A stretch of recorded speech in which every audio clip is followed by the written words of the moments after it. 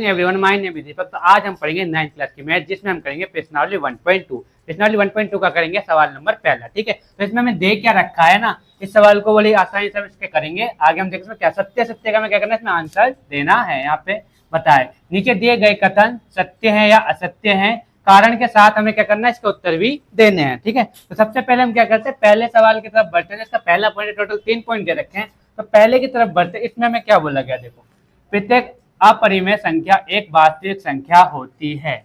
अब देखो भाई सवाल बनता है कि आपकी वास्तविक संख्या होती क्या है। हमें परिमेय संख्या और अपरिमेय संख्या तो पता ही है। परिमेय संख्या होती है जो पी अपन की के रूप में लिखी जाती है, वो होती है। और आगे हमारी वास्तविक संख्या होती क्या है, तो मैं आपको बता दूं हमारी वास्तविक संख्या होती क्या है ना। तो देखो इजी वे में बताता हूँ, उसमें क्या होगा, वास्तविक संख्या हमारी होती है जिसमें परिमेय संख्या भी आती है और अपरिमेय संख्या भी आती हो, उन्हें हम क्या बोलते हैं, वास्तविक संख्या बोलते हैं। तो यही मैंने इसका उत्तर लिख रखा है सत्य, क्योंकि सभी परिमेय संख्या और अपरिमेय संख्याओं का जोड़ ही वास्तविक संख्या होता है ना। हम क्या करेंगे, परिमेय संख्या और वास्तविक संख्या परिमेय संख्या और अपरिमेय संख्या को जब हम जोड़ते हैं तो उसे क्या कहलाते हैं, वास्तविक संख्या ही होती है। ठीक है, पहले का हमको उत्तर मिल गया। अब हम बढ़ते हैं दूसरे की तरफ। संख्या रेखा पर प्रत्येक बिंदु रूट एम, ठीक है, के रूप में होता है ना। इसने बोला है कि संख्या रेखा पर प्रत्येक बिंदु है ना रूट एम के रूप में होता है ना।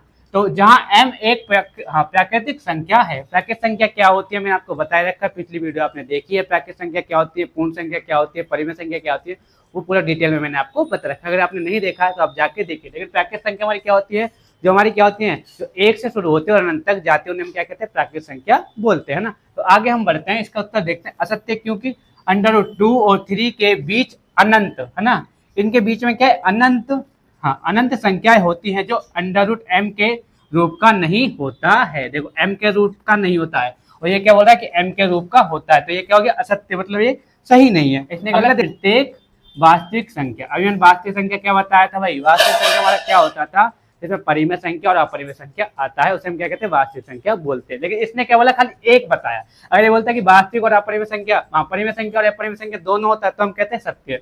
तो इसका क्या हो जाएगा उत्तर असत्य, क्योंकि वास्तविक संख्याओं में परिमेय संख्या भी होती है, मतलब परिमेय संख्या और अपरिमेय संख्या भी होती है, तब क्या बनता है, वो वास्तविक संख्या बनता है। इसी के साथ हमारा सवाल नंबर पहला हो जाता है। आइए मेरे साथ अब हम करेंगे सवाल नंबर 2। सवाल नंबर 2 में देखते हैं हम क्या करना है। ठीक है, यहाँ पे हमें सवाल दे रखा है क्या सभी धनात्मक पूर्णांक के वर्गमूल, ठीक है, अपरिमेय होते हैं, यदि नहीं तो ऐसी एक संख्या के वर्गमूल का उदाहरण दीजिए जो एक परिमेय संख्या हो। ठीक है भाई, वर्गमूल क्या होता है, जैसे समझो है ना, इस साइड क्या रहेगा आपका, रब वर्ग रहेगा। वर्गमूल होता है क्या, ये देखेंगे, जैसे अगर मैं तो 2 का वर्ग करता हूँ तो वो कितना हो जाता है ना भाई, 2 का हम करते हैं तो कितना होता है, 2 दूनी 4, है ना भाई, समझ आ गया। 3 का करता हूँ तो कितना हो जाता है, 3 तिया 9, है ना। तो अब देखो इसके ऊपर मैंने लगा अंडर रूट, जब इसको हम बाहर निकालेंगे इसमें तो क्या आएगा, 1 2 बार आता है और इसमें से बाहर निकालेंगे तो इस तरीके से भाई।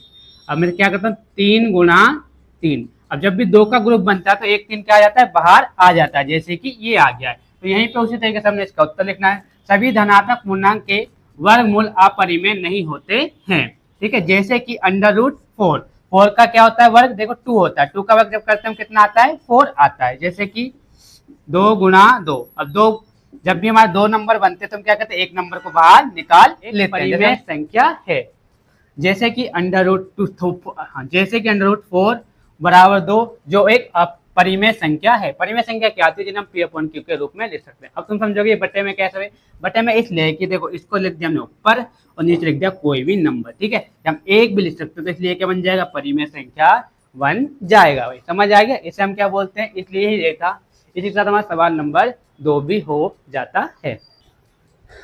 तो आइए मेरे साथ अब हम करेंगे सवाल नंबर 3। सवाल नंबर 3 में देखना में करना क्या है। ठीक है, यहाँ पे हमें दे रखा है, जो क्या देखा, दिखाइए कि संख्या रेखा पर √5 को किस प्रकार निरूपित किया जा सकता है। उत्तर हम इसका यहाँ से लिखेंगे, √5 को संख्या रेखा पर निरूपित करने के लिए 0 से 2 इकाई क्या करना पड़ेगा, हमें लेना पड़ेगा। तो 2 इकाई क्या होता है भाई, देखो यहाँ पे हमने एक लाइन खींची, मान लो कि यहाँ पे क्या है 0, इस पॉइंट पे क्या है 0। अब हमें कितना जाना है, 2 इकाई, तो 1 इकाई और 2 इकाई। ठीक है भाई, ये हमारा कितना हो गया, 1 इकाई और 2 इकाई। क्लियर। आगे देखते हैं, दूरी OB लेकर क्या लेना है, O और B।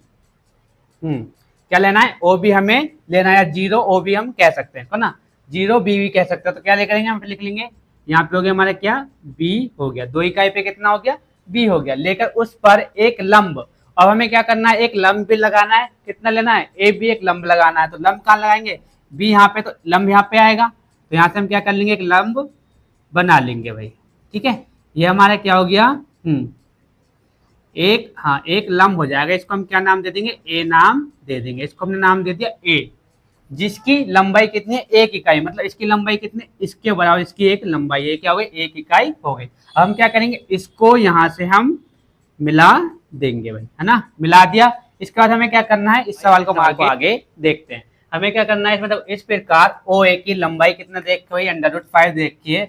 अब ओ को केंद्र मानकर है, ओ को क्या मानना, हमें केंद्र मानना, और यहाँ से एक चाप हम लगाएंगे, है ना, केंद्र मानकर ओ ए त्रिज्या लेकर संख्या रेखा पर चाप लगाइए, जो क्या होगा, सी पर काटता है। तो हम क्या करेंगे, यहाँ से इस तरीके से एक चाप लगेगा, जो यहाँ पे बिंदु क्या आ जाएगा, यहाँ पे सी बिंदु आ जाएगा भाई। ठीक है, हम चाप कैसे लगाएंगे, इस तरीके से चाप लगता है ना, तो यहाँ से एक चाप आएगा जो कि क्या होगा, सी बिंदु कहलाएगा। यहाँ से एक चाप लगेगा, उसका नाम क्या होगा, सी बिंदु होगा, है ना। चाप लगाई जो सी पर काटता है, इस प्रकार ओ सी बराबर √, क्या हो जाता है, 5 सिद्ध हो जाता है।